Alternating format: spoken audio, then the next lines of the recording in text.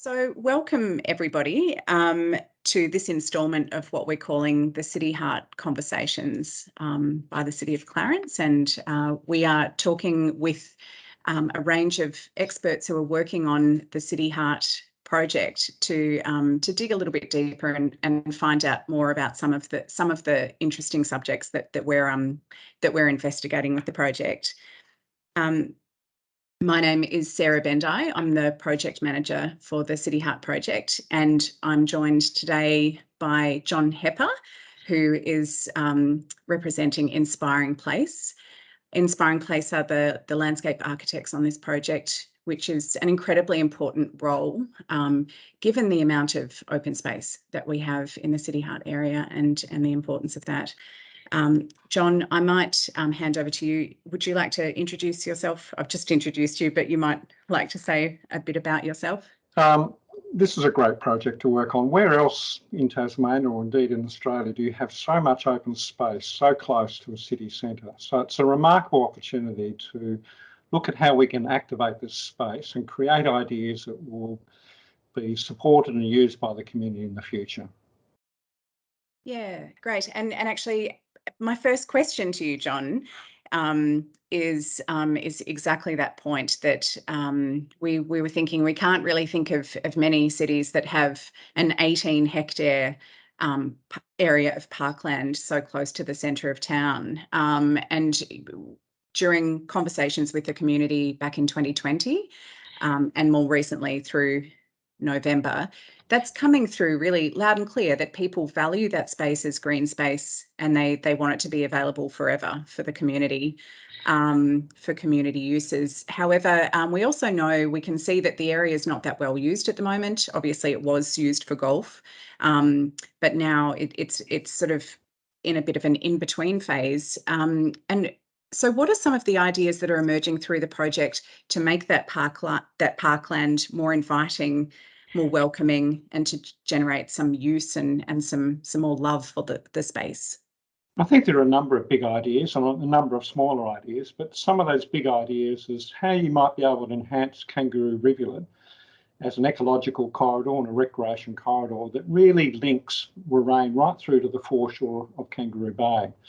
Its habitat values of bird foraging right through to an enjoyable place to be walking or riding or running through. The other is how you identify and activate the spaces within the former golf course, how it creates spaces that will foster community recreation, art, cultural activities, a place for social gathering, play and learning that is well connected, safe and enjoyable.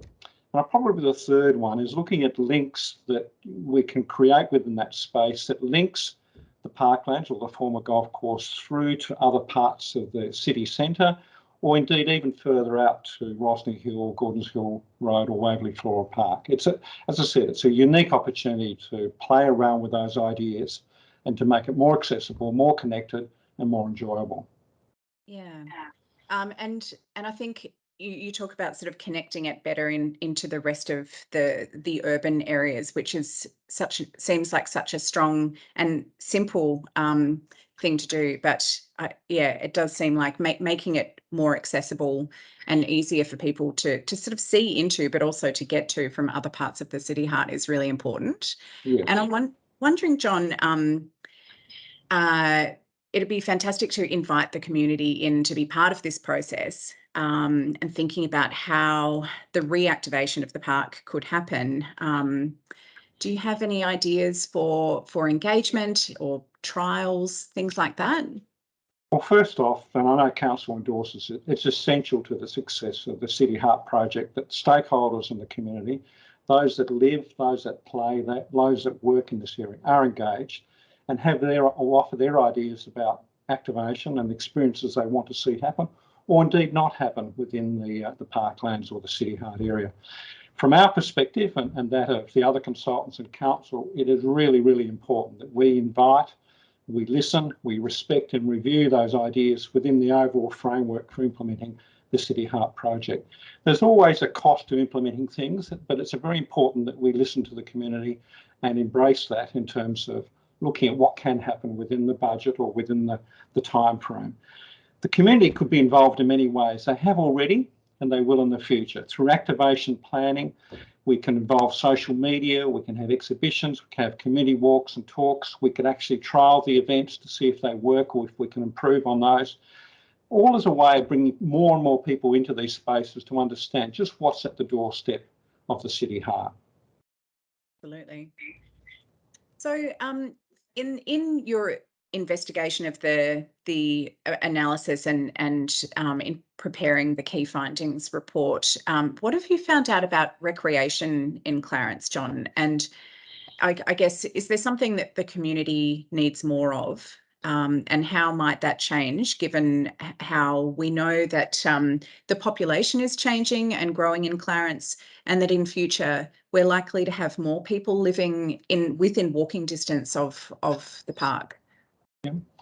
Well, I chose to live in Bellreeve 37 years ago, and I don't regret at any one time the access I have to the open space and the trails that have been developed throughout the city, and particularly around the waterfront. There's a great foundation already in place for the public spaces, the quality of sports and recreation venues, and that extensive recreational trail work that links the city heart to Bellreeve Village and actually links it to the foreshore and other places within the city.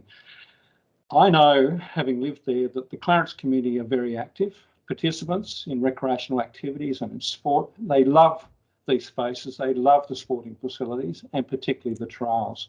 So when we have an ageing community, or we might have more people living in and around the city heart as desirable type of planning outcomes, this suggests to us that we need to have a look at safe pedestrian crossings for how people access the city heart or the CBD area, how they move through the streets, how they move through the car parking areas, having some better paths, better surfaces for people linking these places, how we accommodate active travel, so people who might walk, people that might bike ride or use public transport, or even scooters to be able to in the future.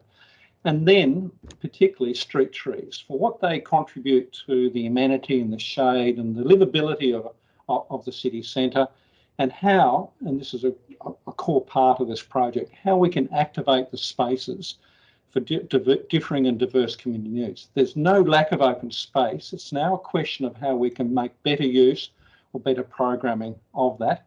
And it's incredible, as I said, to have this so close to the city centre. Yeah, absolutely. So thinking about Kangaroo Bay Rivulet, John, and we notice that that is coming out in the report as a real strength and a real opportunity and something special about the city heart, and connecting up a sort of a string of green spaces along that rivulet corridor is a really compelling idea.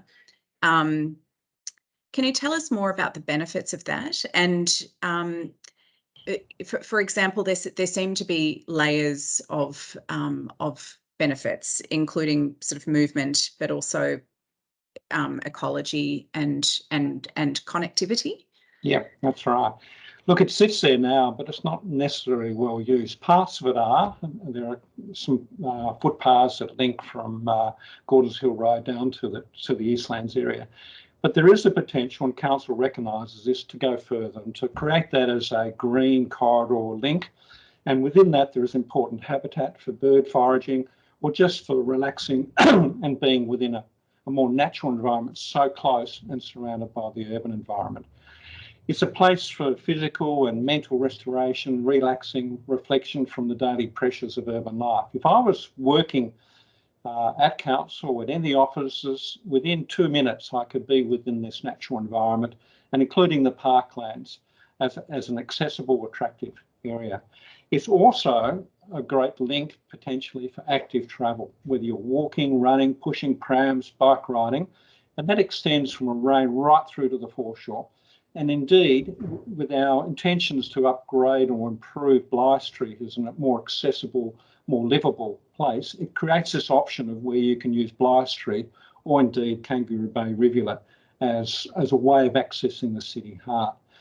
And then within this natural environment, there's always the opportunity to talk about storytelling, whether it's to do with the Indigenous history or the European history, to celebrate the arts and the culture that are vibrant to the city. Absolutely. And you mentioned Bligh Street in there, which is, I think, another strong theme that's talked about in the report. And I guess we have the abundance of the green spaces within the city heart, hectares and hectares of green space. And then in contrast, we have this urban area of Rosny Park, which, although the council has been planting trees in its recent street upgrades, there's a lot. The streetscapes themselves are pretty, covered with hard surfaces, and there's not much greening.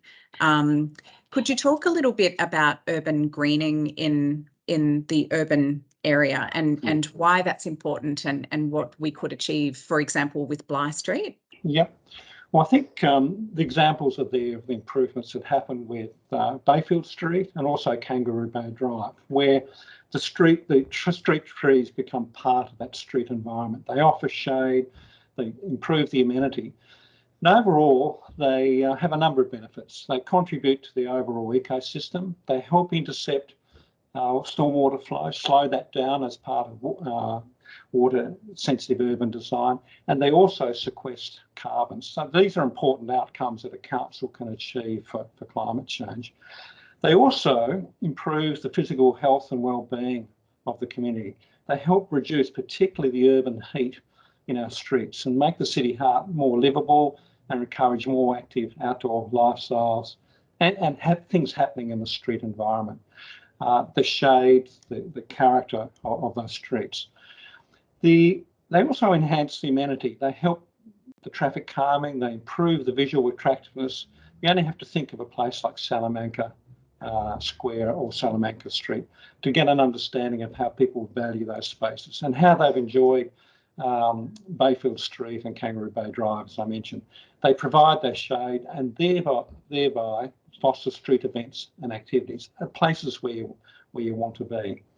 So I think probably the biggest priority for urban greening in the city heart would be over time to change that perception that it was originally designed primarily to accommodate the needs of vehicles and the parking of vehicles, and to look rather at the opportunities for improving the safety, the access, the amenity and the movement of people, whether on bikes, whether on foot, whether running, whether pushing prams, to and within the city heart. It would also help create a very strong green link on both Kangaroo, Rivulet and Bligh Street from Lorraine to the river's edge. They're great outcomes from a project if that can be achieved. Yeah, absolutely. John, the one question that we're asking all of our team as we have these city heart conversations is to perhaps just reflect on one thing that you might like to ensure that someone in the community, if you met them in the street and you were talking to them about the project, what would be one thing that you'd want them to take away?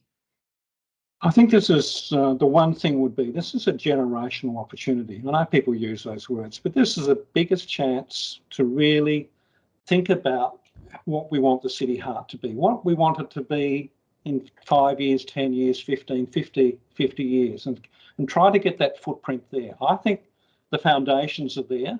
It's now a question of how we can improve upon what's there and particularly activate the space with the interests of the whole of the community in mind. This will provide economic benefits to why people go shopping at Eastlands and the Rosny Centre. It'll provide ecological benefits and more importantly, or just as importantly, the social benefits back to the community of creating spaces that they welcome, love, enjoy and hopefully will use.